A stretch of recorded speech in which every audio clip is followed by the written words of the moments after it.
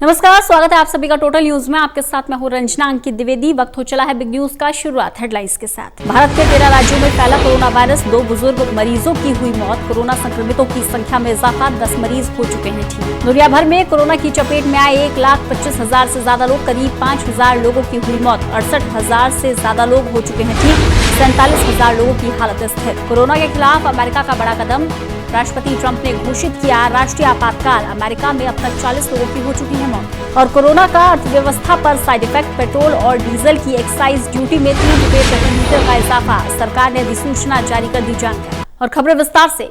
Corona virus के संक्रमण की आशंका के बाद पूरे देश में डर का माहौल है और भारत सतर्क पर है। दिल्ली में विदेश से लौटे बेटे से कोरोना की चपेट में आई एक महिला की मौत भी हो गई है। ये कोरोना से भारत में दूसरी मौत है। वहीं गुरुग्राम के मानेसर आर्मी कैंप में रखे गए 83 लोगों के सैंपल जांच के लिए भेज दिए गए हैं। ये सभी इटली से लौटे थे। इनमें 77 भारतीय, 5 इटली के और 1 यूएस का नागरिक शामिल है। इनमें से एक कोरोना पॉजिटिव पाया गया है, जिसे इलाज के लिए एम्स में भर्ती करा दिया गया है। वहीं कोरोना को लेकर निजी कंपनियां भी एहतियात बरत रही हैं। गुरुग्राम में निजी कंपनियों ने 2 दिन के लिए वर्क फ्रॉम होम के निर्देश दे दिए हैं। कई कंपनियों ने 5 डे वीक कर दिया है। वहीं कुछ कंपनियां एंट्री पॉइंट पर ही कर्मचारियों के शरीर का तापमान देखकर एंट्री दे रही हैं। कोरोना के चलते कई सेक्टर में ब्रेक लग गया है। कोरोना वायरस के संकट को देखते हुए सेना ने भी सभी भर्ती रैलियां टाल दी हैं।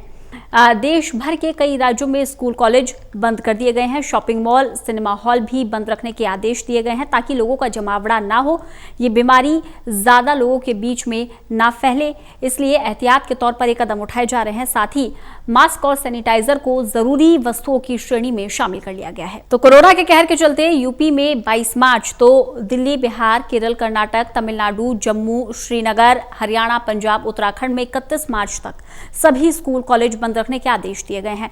बस वही स्कूल खुले रहेंगे जहां परीक्षाएं चल रही हैं। किश्तवाड़ में तो कोरोना वायरस के प्रकोप से बचने के लिए धारा 144 लागू कर दी गई है। ओडिशा में कोरोना को आपदा घोषित कर दिया गया है। सभी स्कूल, सिनेमाघर बंद रखने के आदेश दिए गए हैं। मध्य प्रदेश में भी अगले आदेश तक स्कूल बंद रखने के आदेश दिए गए। इसके अलावा मुंबई, पुणे और नागपुर एयरपोर्ट पर लाखों लोगों की स्क्रीनिंग की जा चुकी है। महाराष्ट्र के कई शहरों में जिम, थिएटर और स्विमिंग पूल तक बंद रखने के आदेश दिए गए हैं। पुणे और पिपरी चिंचवड़ में जिन स्कूलों में परीक्षाएं हैं, सिर्फ वही स्कूल खुले रहेंगे। इसके अलावा सभी स्कूल बंद रहेंगे। कोरोना वायरस के चलते प्रधानमंत्री नरेंद्र मोदी का गुजरात दौरा भी रद्द हो गया है। पीएम मोदी 21 और 22 मार्च को गुजरात जाने वाले थे। गुजरात की सरकार ने भी कोरोना से बचने के लिए कई कदम उठाए हैं। प्रधानमंत्री नरेंद्र मोदी ने केंद्र के सभी मंत्रियों का विदेश दौरा रद्द कर दिया है। वहीं कोरोना की संभावित खबरों को देखते हुए राष्ट्रीय जनता दल और लोक जनशक्ति पार्टी ने भी अपने राजनीतिक कार्यक्रमों को स्थगित कर दिया है। आरजेडी शनिवार और रविवार को नालंदा और राजगीर में पार्टी कार्यकर्ताओं के लिए प्रशिक्षण शिविर का आयोजन करने वाली थी।